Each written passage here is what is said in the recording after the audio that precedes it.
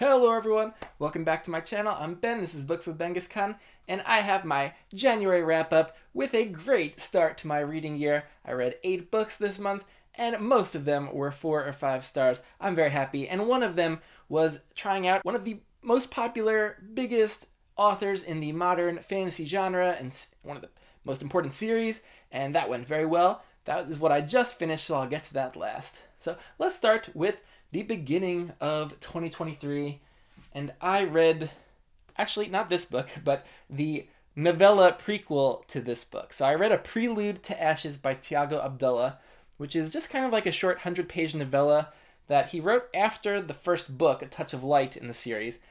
And it didn't go great for me. I would say if you are wanting to start Tiago Abdullah, just start with the novel.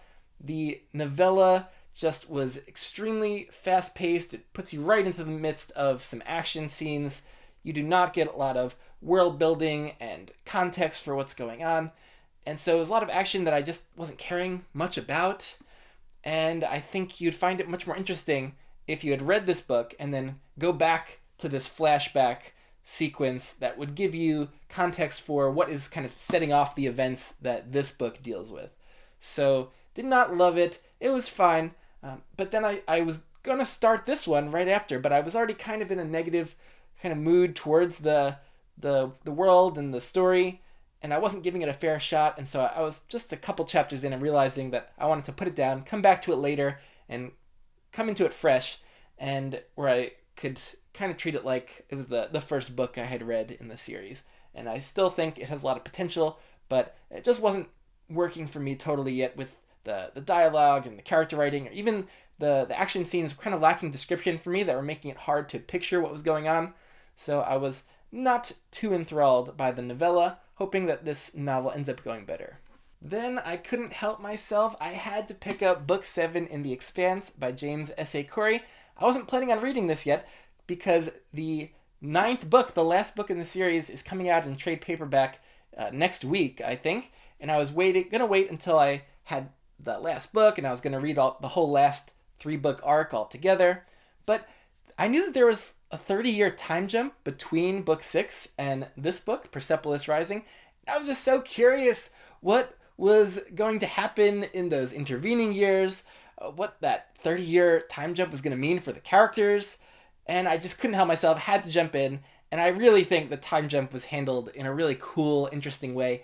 The characters, most of the main characters that we're following are in their 30s or 40s in book 6, and so this ages them up to the 60s or 70s, which in this world is still middle-aged with the medical advancements, but I think the subtle differences in their worldviews, in their bodies, that they're feeling older, they've spent more time with each other in a lot of these years where not too much has happened in world that was of note, so I think the time jump was a good idea, because it takes us to the beginning of a really new dramatic arc for the series that finishes it out.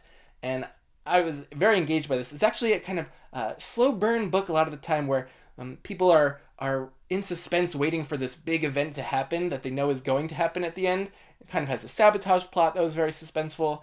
I was very into this. A couple of the POVs maybe I wasn't so invested in, which is what kept it probably at a 4-star read. But it's also a kind of setup book for that last trilogy arc. And there's some really cool themes in here about enlightened dictatorship, about pragmatism versus idealism that had me very engaged. I can't wait to jump into the last 2 books of this soon. I think I was in a sci-fi mood, so I turned to Book 5 of the Sun Eater Saga, that is Ashes of Man by Christopher Ruocchio. I was highly anticipating this read after really loving the last 4 books, and it did not disappoint. This one was an easy 5 stars for me. I was fully engaged, emotionally invested the whole way through. Yeah, Christopher Ruocchio, just keep on coming with the Sun Eater content. I'm so happy that he found a new publisher that's letting him finish out the series how he wants with the final 2 books that he wants to write. Bring on more short stories, bring on novellas. I want more Sun Eater. You can do no wrong on this series for me, Christopher Ruocchio. Thank you for this beautiful, beautiful series. And this book starts very slowly as the characters are dealing with the trauma and grief from the end of Kingdoms of Death, as you can imagine just by the title of that book.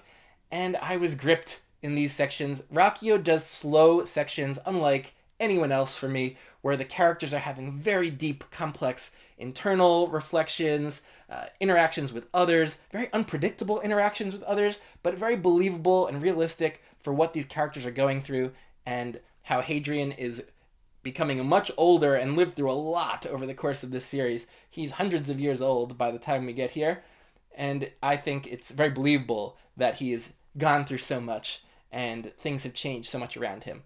And then when it heats up and we have a very suspenseful climactic sequence here, I was gripped to the page on the edge of my seat with what was going to happen. I can never predict what's happening in Sun Eater. I am engaged on the plot front, the character front, the ideas front. Love just learning more and more about the world building and the kind of series long kind of mystery plot that's going on. We're just getting fed bits and pieces in every book, and I cannot wait for this to continue. So yeah, easy 5 stars. After Ashes of Man, I needed a change of pace, something a little bit lighter, and I turned to a favorite series of mine, the Sharpe series by Bernard Cornwell. This is Sharpe's Enemy. That is number 15 out of 22, and it did exactly what I was hoping for. This was a solid 4-star read. It is a mostly fictionalized story, actually fully fictionalized, I think. This is one of the few books where it's not based around a real-world battle in the Napoleonic Wars. And I think Cornwell had a lot of fun with some of the characters in here, some of the very lively, loathsome villains, and some of the, even some of the allies of Sharpe. Some French allies were very fun characters and honorable characters. And this is one where Cornwell played around with a fictionalized battle at the end where Sharpe's British troops are defending a fortress and they're heavily outnumbered against the French attackers. And so Cornwell devises all of these surprises that the British kind of have to figure out how to surprise the French in various ways to hold off their attack, and it's very satisfying how that plays out. And actually, the end of this book got surprisingly very emotional. There's some key kind of events that happen on the fictional side for Sharpe and the characters around him. So it got very emotional at the end. Solid entry in the Sharpe series, and just keeping the train rolling with this great, fun, historical adventure battle kind of series. So I was trying to figure out what to read next. I kind of just wanted to continue Sharpe, but I was part of this and am part of the Keymark Readathon, where I'm part of a team where we can read up to 5 fantasy or science fiction books to gain points for the team. And I had just spent a week reading a slow-paced Christopher Rocchio Brick, and then a historical fiction book that didn't count for the readathon. So I turned to my shelves for a shortish science fiction standalone, and I just kind of randomly picked up The Space Between Worlds by Micaiah Johnson. And this did not go well for me. Probably like a 2.5 star read, where I did not end up really enjoying myself with it or feeling like it was worthwhile. I am not the target audience for this. I thought it was more like an adult sci-fi adventure, and that was why I bought it off Book Outlet. I thought the premise sounded interesting, where there's interdimensional travel to different Earths, but only where the version of you there has died. And I thought the premise sounded interesting. I want to try something a little different too. I could tell by the cover that there might be a romance aspect to it, which I'm fine with. I've read some romance novels and enjoyed them.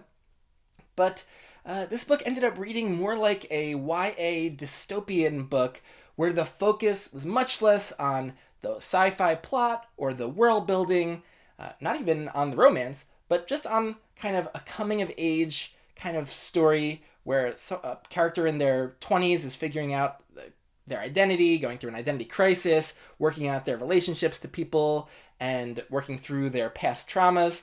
And I just wasn't in the mood for that, and I ended up kind of slogging through this a lot. The world building felt very shallow. The few action scenes I thought were not very suspenseful. Very little was done with the interesting sci-fi premise, and even the romance was very undercooked and not satisfying. I think the prose was fine, was decent even, and the one saving grace was that the main character was very complex and engaging to be with in their POV, but I just wish that more interesting stuff was happening around them. Yeah, that is a bit of a fail, but I still want to keep trying with with sci-fi standalones and more modern sci-fi, and find ones that are more up my alley than this one. But I do think this could work for a lot of people if you go in with the right expectations, or if you're more of a YA reader in the first place. I don't think most people would categorize this as YA. It has some adult themes and gritty violence in it, but I think if you are more of a YA reader or read a lot of YA books regularly, that this is probably going to jive more with you. After my little sci-fi detour, I came back to Sharpe because I was just so in the mood to keep going with it. I am in the home stretch now as we head towards the Battle of Waterloo and Napoleon's defeat. So this is Sharpe's Honor, which ends with the Battle of Vittoria, which is a major battle that happened in Spain. And there was a really fun fictional plot that took up a lot of this book's pages. It was a great kind of adventure story. This had your classic Sharpe villains, suspenseful plotting, tense battle scenes. This is like a prototypical Sharpe story. I gave it 5 stars, just gripped and invested the whole way through. And then continuing on in the Sharpe chronology, I read the short story Sharpe's Christmas. This is actually a short little book that has 2 Sharpe stories. There's only 3 short stories in the Sharpe whole series, and this was a great little story. I thought it was fantastic. It brought back a character from many books ago, the first book, and so it was fun to see them again and how they interacted with Sharpe in this one. And it was a very suspenseful kind of little battle sequence and surprise kind of that happens in the mountains of Spain at Christmas time. So great little short story for Sharpe.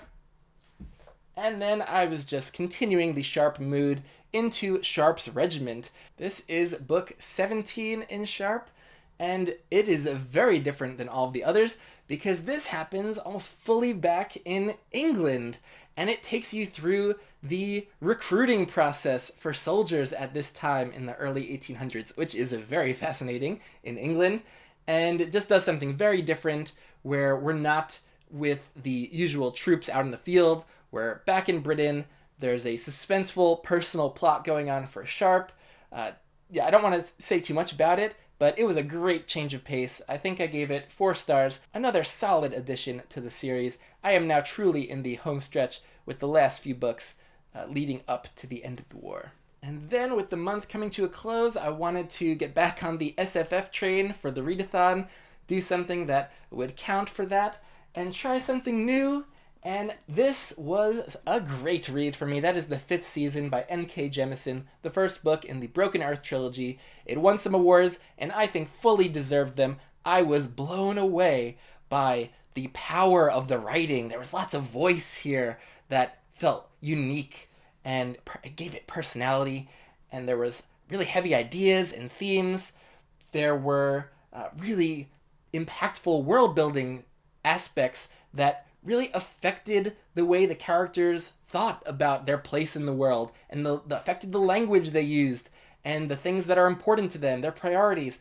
I thought Jemisin thought through the world building extremely thoroughly, and that is really what I love with epic fantasy, when the world building is thought through fully, and then the plotting was done so intricately. There's a kind of mystery plot going on that was really just unfolded in a very suspenseful, satisfying way, and I don't want to say almost anything about it. You want to come to this book fresh, and yeah, this structure of this book was almost perfect. I loved the second person POV that we got. That's not the whole book, but I actually love second person, and made it even more of a fresh read than usual. I have almost no complaints. I gave this book 4.5 stars because, unfortunately, I was more just intellectually engaged with it. I found that I wasn't too emotionally invested, but that's very common for me with book ones, and so as I spend more time with the world and characters, I tend to get more emotionally invested, but that was kind of missing that I usually have to want to give 5 stars to a book. But I was completely gripped to this whole thing and read it very quickly. I did a lot of immersive reading with the great Robin Miles audio narration, and so no complaints. Actually jumped right into book 2 that I'm almost done with now. And so, yeah, this book, great hit with me, and I think it deserves its place as one of the greatest modern fantasy works. Just a huge achievement here for N.K. Jemisin. All right, and my book of the month is Ashes of Man. It would have been cool to give it to a new author, but I can't lie about which book had me the most invested, the most gripped to what was going on, and caring about how things were going to play out. And so that was Ashes of Man. Bring on more Sun Eater. I can't wait to probably reread this, maybe leading up to the final book. Maybe next year at some point, I might read some of the short stories to sate my appetite for Sun Eater in the meantime. And yeah, a wonderful reading month overall, though. Tell me what you thought of any of these books, if you've read them, or any that you're excited to try, and I'll see you later.